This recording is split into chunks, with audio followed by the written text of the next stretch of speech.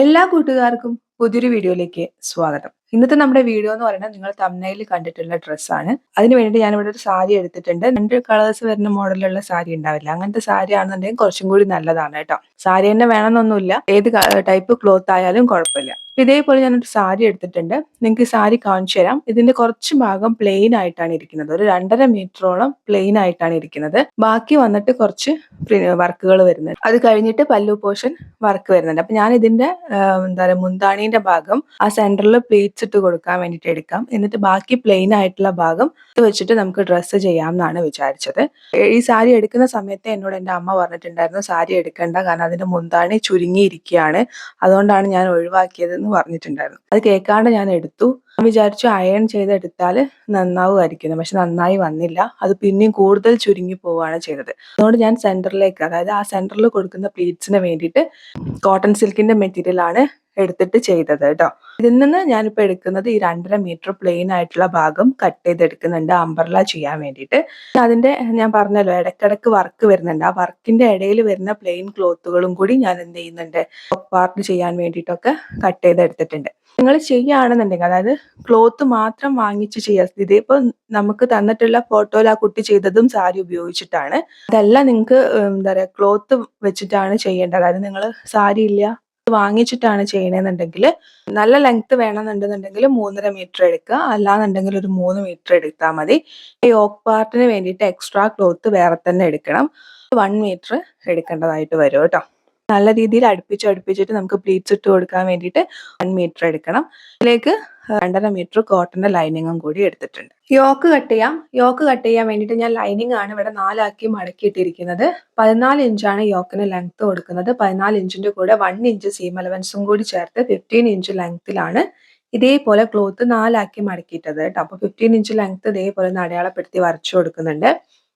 Folded ആയിട്ടുള്ള ഭാഗത്ത് നിന്ന് ഓപ്പണിംഗ് ആയിട്ടുള്ള ഭാഗത്തേക്ക് ഷോൾഡർ മാർക്ക് ചെയ്യുന്നുണ്ട്. 6.25 ഇഞ്ചാണ് ഷോൾഡർ. ആ 6.25 ഇഞ്ച് ഷോൾഡർ മാർക്ക് ചെയ്ത് കൊടുക്കുന്നുണ്ട്. 6.25 ഇഞ്ച് തന്നെയാണ് ആം ഹോൾ. അതിന്റെ കൂടെ 1/2 ഇഞ്ച് ഷോൾഡർ സ്ലോപ്പിനും കൂടി ചേർത്ത് 7.25 ഇഞ്ച് ആം ഹോളിന് വേണ്ടിയിട്ട് മാർക്ക് ചെയ്ത് കൊടുക്കുന്നുണ്ട്. നിങ്ങൾ സ്ക്രീനിൽ കാണുന്ന പോലെ ഇതേപോലെ യോജിപ്പിച്ച് വരയ്ക്കുന്നുണ്ട്. ഇനി നമുക്ക് ആദ്യം ബാക്കിലുള്ള ആം ഹോൾ വരയ്ക്കാം. അവിടെ നിന്ന് 1/2 ഇഞ്ച് ഉള്ളിലോട്ടേക്ക് ഫ്രണ്ടിലുള്ള ആം ഹോളും കൂടി വരയ്ക്കുന്നുണ്ട്.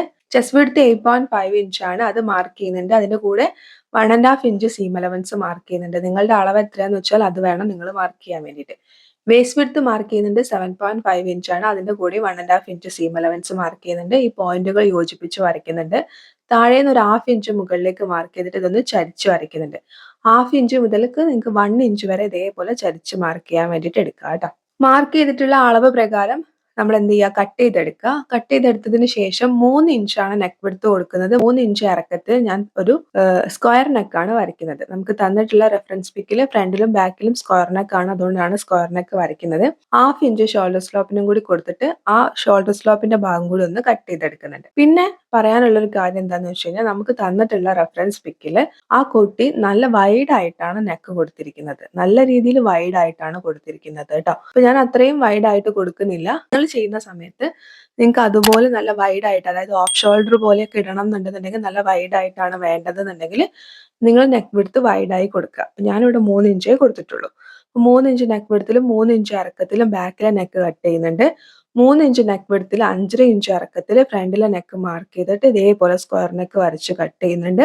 ഫ്രണ്ടിലെ പീസിൽ ആം ഹോളും കൂടി ഒന്ന് കട്ട് ചെയ്തെടുക്കുന്നുണ്ട്. എന്നിട്ട് ഈ 2 പീസും മാറ്റി വെക്കാം. ഇതേ അളവിൽ നമുക്ക് മെയിൻ ക്ലോത്തും കൂടി ഒന്ന് കട്ട് ചെയ്തെടുക്കണം.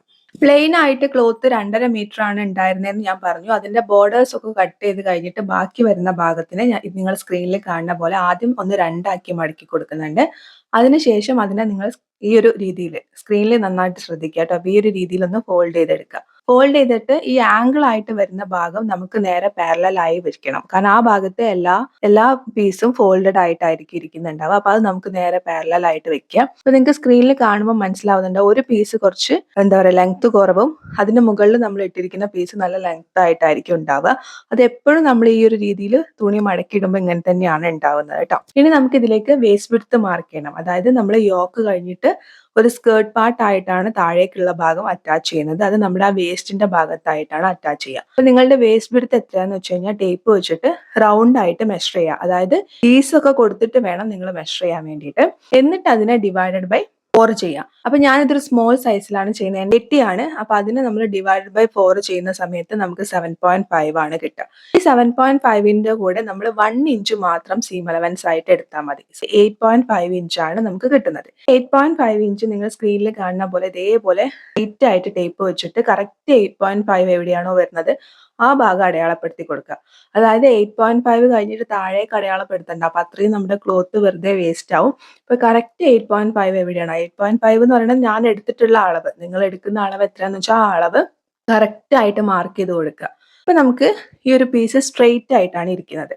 എപ്പോഴും നമ്മൾ എന്ത് ചെയ്യാന്ന് വെച്ചാൽ യോക്ക് പീസും സ്കേർട്ട് പീസും കൂടി അറ്റാച്ച് ചെയ്യുന്ന സമയത്ത്, പ്രത്യേകിച്ച് അമ്പർലയൊക്കെ ചെയ്യുന്ന സമയത്ത് ഒരു കർവ് ഉണ്ടാവുമ്പോഴാണ് കാണാൻ ഭംഗി ഉണ്ടാവുക. അപ്പൊ അതുകൊണ്ട് എന്ത് ചെയ്യാന്ന് വെച്ചാൽ ഫോൾഡഡ് ആയിട്ടുള്ള ഭാഗത്ത് നേരെ താഴോട്ടേക്ക് ഒരു 1 ഇഞ്ച് മാർക്ക് ചെയ്തിട്ട് ഈ 1 ഇഞ്ച് എന്താ പറയുക, നമ്മൾ നേരത്തെ മാർക്ക് ചെയ്ത ലൈനിലേക്ക് എൻഡ് ചെയ്യുന്ന രീതിയിൽ ആദ്യം ഒന്ന് ഡോട്ട് ഇട്ട് കൊടുക്കുക. എന്നിട്ട് അതിനെ ഇതേപോലെ ഒന്ന് വരച്ചെടുക്കുക. നിങ്ങൾക്ക് സ്ക്രീനിൽ കാണാലോ, ഈ രീതിയിൽ ഒന്ന് വരയ്ക്കാം. നമുക്ക് ഷേപ്പ് കിട്ടാൻ വേണ്ടിയിട്ടാണ് 1 ഇഞ്ച് നമ്മൾ താഴേക്ക് മാർക്ക് ചെയ്യുന്നത് കേട്ടോ. നമ്മളിപ്പം വരച്ചിട്ടുള്ള ഈ ലൈനിന് വേണം നമുക്ക് താഴേക്ക് എത്ര ലെങ്ത് വേണോ ആ ലെങ്ത് മാർക്ക് ചെയ്യാൻ വേണ്ടിയിട്ട്. അതായത് ടോട്ടൽ ലെങ്ത് എത്രയാന്ന് വെച്ചാൽ അത് എടുക്കുക. അതിൽ നിന്ന് യോക്കിന്റെ ലെങ്ത് മൈനസ് ചെയ്യുക.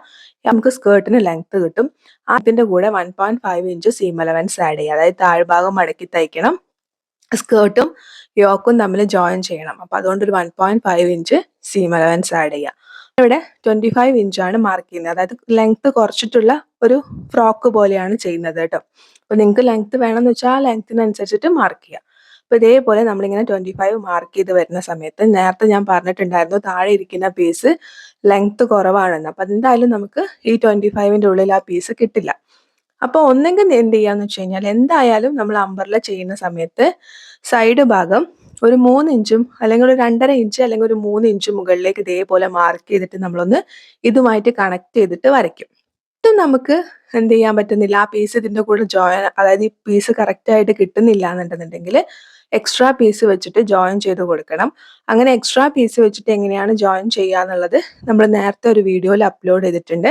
അതിന്റെ ലിങ്ക് ഞാനിവിടെ ഐക്കാർഡിൽ കൊടുക്കാം. അപ്പൊ ഇവിടെ ഞാൻ ഇതേപോലെ 3 ഇഞ്ച് മുകളിലേക്ക് വെച്ചിട്ട് അതിനെ ഇതിലുമായിട്ട് ജോയിൻ ചെയ്ത് വരയ്ക്കുന്ന സമയത്ത് എനിക്ക് എക്സ്ട്രാ പീസ് കൊടുക്കേണ്ട ആവശ്യം വരുന്നില്ല. അപ്പൊ നിങ്ങൾക്ക് അഥവാ അങ്ങനെ ഒരു ആവശ്യം വരികയാണെങ്കിൽ, അതായത് എക്സ്ട്രാ ഇങ്ങനെ 3 ഇഞ്ച് മുകളിലേക്ക് വെച്ച് വരച്ചിട്ടും നിങ്ങൾക്ക് എക്സ്ട്രാ പീസിന്റെ ആവശ്യം വരികയാണ്, അതായത് താഴത്തെ പീസിൽ ക്ലോത്ത് ഇല്ല എന്നുണ്ടെങ്കിൽ അത് എങ്ങനെയാ ചെയ്യാന്നുള്ള ഡീറ്റെയിൽഡ് ആയിട്ടുള്ള വീഡിയോ ചെയ്തിട്ടുണ്ട്. അപ്പൊ അത് കണ്ടു നോക്കിയാൽ മതി കേട്ടോ. വരച്ചിട്ടുള്ള ഈ ലൈനിലൂടെ നമുക്കൊന്ന് കട്ട് ചെയ്തെടുക്കാം. ആദ്യം മുകളിലുള്ള ലൈൻ കട്ട് ചെയ്യുന്നുണ്ട്, പിന്നെ താഴെ നമ്മൾ വരച്ചിട്ടുള്ള ലൈൻ കട്ട് ചെയ്യുന്നുണ്ട്. താഴെ കട്ട് ചെയ്യുന്ന സമയത്ത് നമ്മൾ മുകളിലേക്ക് ഒരു 3 ഇഞ്ച് നീക്കി മാർക്ക് ചെയ്തിട്ട് വരച്ചിട്ടുണ്ടായിരുന്നു, അത് വേണം കട്ട് ചെയ്യാൻ വേണ്ടിയിട്ട്. അപ്പൊ ഇതിൽ കുറച്ച് പീസ് കിട്ടുന്നുണ്ട്. ഈ പീസ് വെച്ചിട്ടാണ് ഞാൻ സ്ലീവ് ചെയ്യുന്നത്. തംബ്നെയിലുള്ള ഫോട്ടോയില് പഫ് മോഡലിൽ വരുന്ന ബലൂൺ സ്ലീവ് ആണ് കൊടുത്തിരിക്കുന്നത്. അതെങ്ങനെയാ ചെയ്യാന്നുള്ളൊരു വീഡിയോ നമ്മൾ ഇതിന്റെ തൊട്ട് മുന്നത്തെ വീഡിയോ ആയിട്ട് ചാനലിൽ അപ്ലോഡ് ചെയ്തിട്ടുണ്ട്. നിങ്ങൾക്ക് അങ്ങനത്തെ സ്ലീവ് വേണമെന്നുണ്ടെങ്കിൽ നിങ്ങൾക്ക് ആ ഒരു വീഡിയോ പോയിട്ട് കാണാം. ഇത് നമ്മളോട് ചെറിയ പഫ് സ്ലീവ് മതി എന്ന് പറഞ്ഞതുകൊണ്ടാണ് നമ്മൾ ചെറിയ പഫ് സ്ലീവ് കൊടുക്കുന്നത് കേട്ടോ. ഇപ്പൊ നമ്മൾ അമ്പർല കട്ട് ചെയ്ത അതേ സെയിം മെത്തേഡിൽ തന്നെ നിങ്ങൾ എന്ത് ചെയ്യാന്ന് വെച്ച് കഴിഞ്ഞാൽ ലൈനിങ്ങും ഇതേപോലെ മടക്കിയിടുക. ലൈനിങ്ങിന് ആവശ്യമായിട്ടുള്ള ലെങ്ത്തിനനുസരിച്ചിട്ട് ഇതേപോലെ അമ്പർല മോഡലിൽ കട്ട് ചെയ്തെടുക്കുക. നമ്മൾ അമ്പർല ചെയ്ത സമയത്ത് നമുക്ക് സൈഡിൽ നിന്ന് ബാക്കി ബാലൻസ് വന്നിട്ടുള്ള പീസിലാണ് നമ്മൾ സ്ലീവ് ചെയ്യുന്നത്. അപ്പൊ ഞാൻ ഇതേപോലെ 4 ആക്കി മടക്കിയിട്ട് കൊടുക്കുന്നുണ്ട്. പഫ് സ്ലീവ് ആണ് ചെയ്യുന്നത്. സൈഡിൽ നിന്ന് ഒരു 3 ഇഞ്ചാണ് പഫിന് വേണ്ടിയിട്ട് മാർക്ക് ചെയ്യുന്നത്. 3 ഇഞ്ച് മാർക്ക് ചെയ്തിട്ട് അവിടെ സ്ട്രെയിറ്റ് ആയിട്ടൊരു ലൈൻ വരയ്ക്കുന്നുണ്ട്. ബാക്കി ഭാഗത്താണ് നമ്മൾ നോർമൽ സ്ലീവ്, അതായത് സാധാരണ എത്രയാണോ സ്ലീവിന്റെ അളവ് എന്ന് വെച്ചാൽ ആ അളവിനനുസരിച്ചിട്ട് വേണം ബാക്കി ബാലൻസ് വെക്കാൻ വേണ്ടിയിട്ട്. എങ്ങനെയാണ് പഫ് സ്ലീവ് ചെയ്യാന്നുള്ള ഡീറ്റെയിൽഡ് വീഡിയോസ് ഒക്കെ നമ്മൾ ചാനലിൽ അപ്ലോഡ് ചെയ്തിട്ടുണ്ട് കേട്ടോ. ഇതിൽ നമ്മൾ എല്ലാം കൂടി ഉൾപ്പെടുത്തുന്നത് കൊണ്ട് ചിലപ്പോൾ കുറച്ച് സ്പീഡിലാവും പോവുണ്ടാവുക. അപ്പോൾ വളരെ സ്ലോയിൽ മെല്ലെ എങ്ങനെയാണ് ചെയ്യാന്നുള്ള വീഡിയോസ് ചെയ്തിട്ടുണ്ട്. ബിഗിനേഴ്സ് ആണെന്നുണ്ടെങ്കിൽ നിങ്ങൾക്ക് ആ ഒരു വീഡിയോ പോയിട്ട് കാണാവുന്നതാണ്. സ്ലീവിന് ലെങ്ത് ആയിട്ട് 5 ഇഞ്ചാണ് കൊടുക്കുന്നത്. 4 ഇഞ്ച് ലെങ്ത്തും 1 ഇഞ്ച് സീം അലവൻസ് എന്നുള്ള രീതിയിൽ 5 ഇഞ്ച് ലെങ്ത് കൊടുത്തിട്ട് ഒരു ബോക്സ് ആക്കി വരച്ചിട്ടുണ്ട്. ഈ ബോക്സിന്റെ ഉള്ളിലാണ് നമ്മൾ നോർമൽ സ്ലീവ് വരച്ചെടുക്കുന്നത്. പിന്നെ നമ്മൾ നേരത്തെ 3 ഇഞ്ച് മാർക്ക് ചെയ്തിട്ട് അവിടെ ഒരു ലൈൻ വരച്ചിട്ടുണ്ടായിരുന്നു. അതിന്റെ മുകളിലേക്ക് ഒരു 2 ഇഞ്ച് മാർക്ക് ചെയ്യുന്നുണ്ട്. എന്തിനാണ് ഈ 2 ഇഞ്ച് മാർക്ക് ചെയ്യണമെന്ന് വെച്ച് കഴിഞ്ഞാൽ നമ്മുടെ പഫ് ഒന്ന് പൊങ്ങിയിരിക്കാൻ വേണ്ടിയിട്ടാണ്. പതിഞ്ഞിരിക്കുന്ന പഫല്ല, നമുക്ക് കുറച്ച് പൊങ്ങിയിരിക്കുന്ന പഫ് വേണം എന്നുള്ളതുകൊണ്ടാണ്. അപ്പൊ നേരത്തെ വരച്ചിട്ടുള്ള ആം ഹോള് നമ്മൾ ഈ മാർക്ക് ചെയ്ത ഭാഗത്തേക്ക് ഒന്ന് കണക്ട് ചെയ്ത് വരയ്ക്കുക. വരച്ച അളവ് പ്രകാരം കട്ട് ചെയ്യുക. എന്നിട്ട് നമ്മൾ ഈ അതായത് 3 ഇഞ്ചിൽ നമ്മൾ ഒരു ലൈൻ വരച്ചിട്ടുണ്ടല്ലോ, നമുക്ക് എത്രയാണ് പഫ് കൊടുക്കേണ്ടതെന്ന് അറിയാൻ വേണ്ടിയിട്ട്. ആ ലൈന് ആ ഭാഗം ഇതേപോലെ ക്ലോത്ത് ഒന്നിച്ചൊന്ന് മടക്കിയിട്ട് അവിടെ ചെറിയൊരു നോച്ച് കൊടുക്കുക. മുകളിലും അതുപോലെ തന്നെ താഴെയും നോച്ച് കൊടുക്കണം. നമുക്ക് എത്ര വരെ പ്ലീറ്റ്സ് ഇടണം എന്ന് അറിയാൻ വേണ്ടിയിട്ടാണ് ഈ നോച്ച് കൊടുക്കുന്നത്. ഇതേപോലെ നമ്മളൊന്ന് കട്ട് ചെയ്ത് മാറ്റി വെക്കുക. ഇനി ശ്രദ്ധിക്കുക കേട്ടോ, ഇനിയാണ് നമ്മൾ മെയിൻ ആയിട്ട് ആ ഫ്രണ്ടിലുള്ള പ്ലീറ്റ്സ് എങ്ങനെയാ കൊടുക്കണേ എന്നുള്ളത് പറയാൻ വേണ്ടി പോകുന്നത്.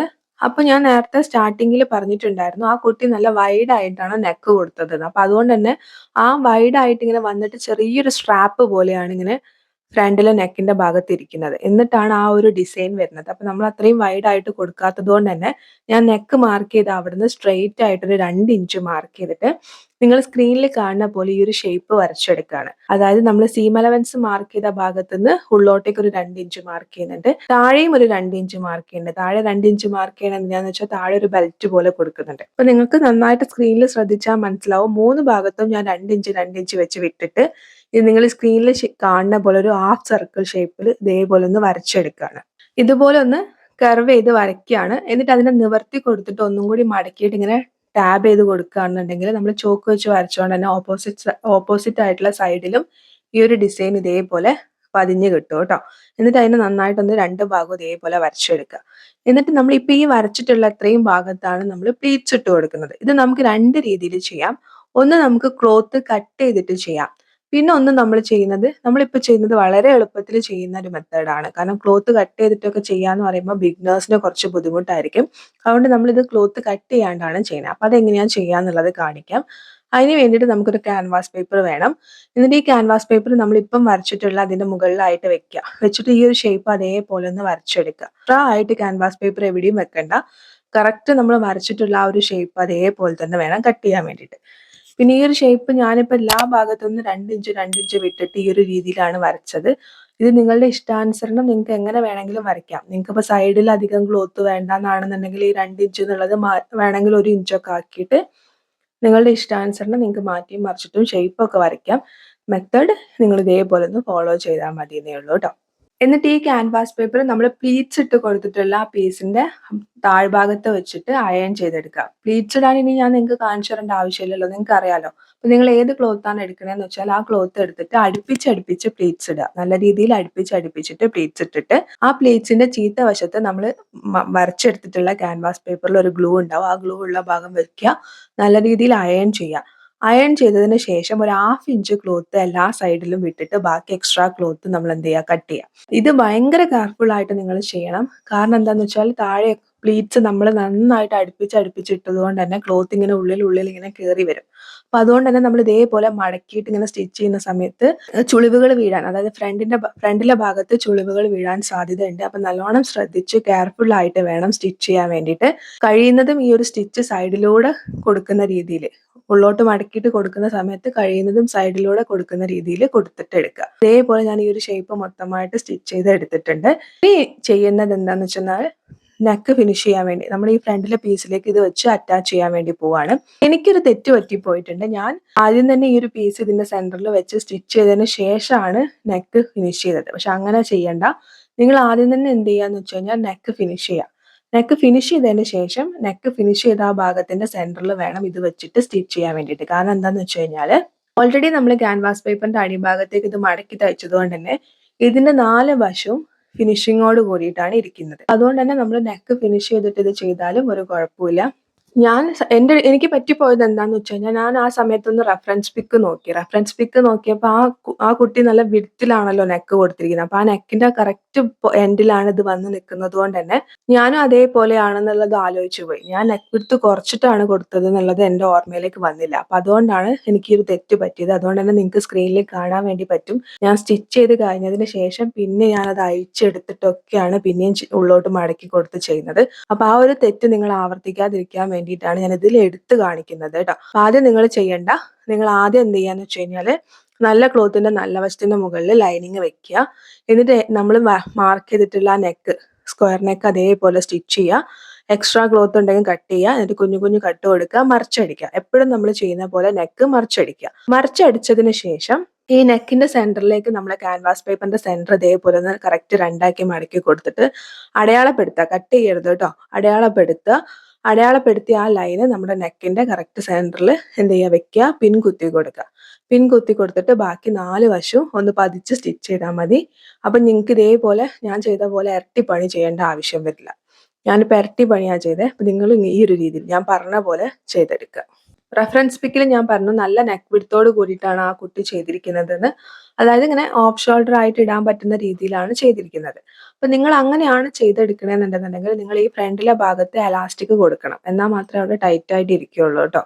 അല്ലാന്നുണ്ടെങ്കിൽ അതിങ്ങനെ ഊരിപ്പോരും. കാരണം നമ്മൾ ഈ കൊടുക്കുന്ന ഭാഗത്ത് എലാസ്റ്റിക് കൊടുക്കണം. എന്നാൽ മാത്രമേ ടൈറ്റ് ആയിട്ട് ഇരിക്കുകയുള്ളൂ. ഉള്ളിൽ എലാസ്റ്റിക്കും കൂടി വെച്ചൊന്ന് സ്റ്റിച്ച് ചെയ്തെടുത്താൽ മതി.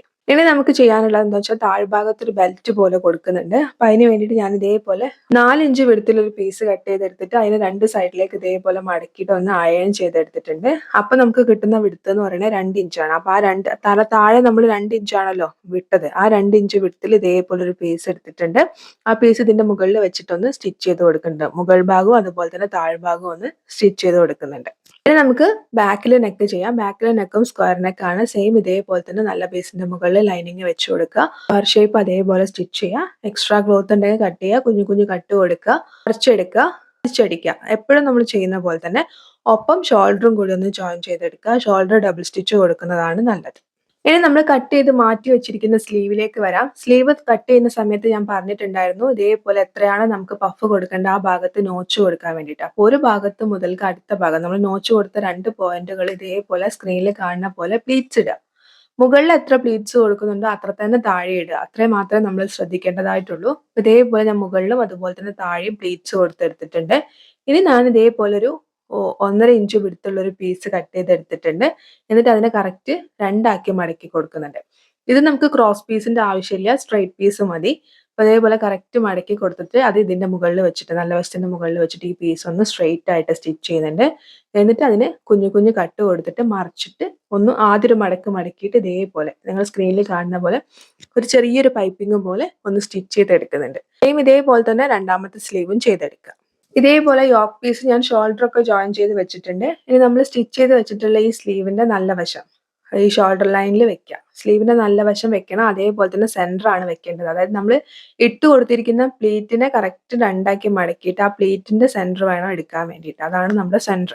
ആ സെന്റർ വെച്ചു കൊടുക്കുക. ഷോൾഡർ ലൈനിന്റെ മുകളിൽ സെന്റർ വെക്കുക. എന്നിട്ട് സെന്ററിൽ നിന്ന് ഒരു സൈഡിലേക്ക് സ്റ്റിച്ച് ചെയ്യുക. എന്നിട്ട് സെന്ററിൽ നിന്ന് അടുത്ത സൈഡിലേക്കും സ്റ്റിച്ച് ചെയ്യുക. ഡബിൾ സ്റ്റിച്ച് കൊടുക്കുക. സെയിം ഇതേപോലെ തന്നെ ഓപ്പോസിറ്റ് ഉള്ള സ്ലീവും ചെയ്തെടുക്കാം. ഇനി നമുക്ക് ഇതിലേക്ക് സ്കേർട്ട് പോർഷൻ അറ്റാച്ച് ചെയ്യാം. അതിന് വേണ്ടിയിട്ട് ഇതേപോലെ ബാക്ക് പീസ് എടുത്തിട്ടുണ്ട്. ബാക്ക് പീസിന്റെ നല്ല വശമാണ്. നല്ല വശത്തിന്റെ മുകളിലായിട്ട് നമ്മൾ നേരത്തെ കട്ട് ചെയ്ത് വെച്ചിട്ടുള്ള അംബ്രല്ല പീസ് ഉണ്ടല്ലോ, സ്കേർട്ട് പീസ്, അതെടുക്കുക. അതിന്റെ നല്ല വശം വെച്ച് കൊടുക്കുക. സെന്റർ ടു സെന്റർ വേണം വെക്കാൻ വേണ്ടിയിട്ട്. പിൻ കുത്തി കൊടുത്തോളൂ. എന്നിട്ട് സ്ട്രെയിറ്റ് ആയിട്ട് സ്റ്റിച്ച് ചെയ്യുക. എന്നിട്ട് അതിന്റെ മുകളിൽ എന്ത് ചെയ്യുക, നമ്മൾ കട്ട് ചെയ്ത് മാറ്റി വെച്ചിരിക്കുന്ന ലൈനിങ് വെക്കുക. എന്നിട്ട് സ്ട്രെയിറ്റ് ആയിട്ട് സ്റ്റിച്ച് ചെയ്യുക. അതല്ലാന്നുണ്ടെങ്കിൽ നിങ്ങൾക്ക് എന്ത് ചെയ്യാന്ന് വെച്ചാൽ ആദ്യം തന്നെ നല്ല പീസിന്റെ അടിവശത്ത് ലൈനിങ് വെച്ചിട്ട് സ്ട്രെയിറ്റ് ആയിട്ട് ഒരു സ്റ്റിച്ച് കൊടുത്തതിന് ശേഷം ഇത് രണ്ടും കൂടി ഒന്നിച്ചിട്ട് നമ്മുടെ നല്ല വശത്തിന്റെ മുകളിൽ വെച്ചിട്ട് സ്റ്റിച്ച് ചെയ്തെടുത്താലും മതി. രണ്ടും ഒരേപോലെയാണ്. ഇതേപോലെ ചെയ്തെടുക്കുക. സെയിം ഇതേപോലെ തന്നെ ഫ്രണ്ടിലെ പീസിലും ചെയ്യാം. ഫ്രണ്ടിലെ പീസിൽ ചെയ്യുമ്പോൾ നമ്മൾ അവിടെ ഒരു ബെൽറ്റ് പോലെ കൊടുത്തിട്ടുണ്ട്. അപ്പോൾ ആ ബെൽറ്റിന്റെ മുകളിലായിട്ട് വേണം സ്റ്റിച്ച് വരാൻ വേണ്ടിയിട്ട്. അപ്പോൾ അത് അതേപോലെ ചെയ്യാം. സ്കേർട്ട് പീസും അതുപോലെ തന്നെ സ്ലീവും എല്ലാം ഞാൻ ജോയിൻ ചെയ്തെടുത്തിട്ടുണ്ട്. ഇനി ഇതിലേക്ക് ചെയ്യാനുള്ള എന്താണെന്ന് വെച്ചാൽ 2 ഭാഗത്തും ഞാൻ ഇതേപോലെ കെട്ട് കൊടുക്കാൻ വേണ്ടിയിട്ട് 2 പീസ് ചെയ്തെടുത്തിട്ടുണ്ട്. ഇത് എന്ത് ചെയ്യാന്ന് വെച്ച് കഴിഞ്ഞാൽ ഫ്രണ്ടിലെ പീസിന്റെ നല്ല വശത്തിന്റെ മുകളിലായിട്ട് നമ്മുടെ ആ ബെൽറ്റ് വരുന്നതിന്റെ കറക്റ്റ് ആ ഭാഗത്തായിട്ട് ഈ ഒരു പീസ് വെച്ചിട്ട് പിൻ കുത്തി കൊടുക്കണമെങ്കിൽ പിൻ കുത്തി കൊടുക്കുക. എന്നിട്ട് വേണം അതിന്റെ മുകളിലേക്ക് ബാക്കിലെ പീസ് മടക്കിയിടാൻ വേണ്ടിയിട്ട്. എന്നിട്ട് നമ്മൾ നോർമൽ സൈഡ് സ്റ്റിച്ച് ചെയ്യുന്ന പോലെ തന്നെ സ്ലീവിന്റെ ആ ഭാഗം മുതൽക്ക് താഴെ വരെ സൈഡ് സ്റ്റിച്ച് ചെയ്യാം. 2 ഭാഗത്തും ഇതേപോലെ തന്നെ സൈഡ് സ്റ്റിച്ച് ചെയ്യാം. ഇനി താഴ്ഭാഗം മടക്കി തയ്ക്കുക.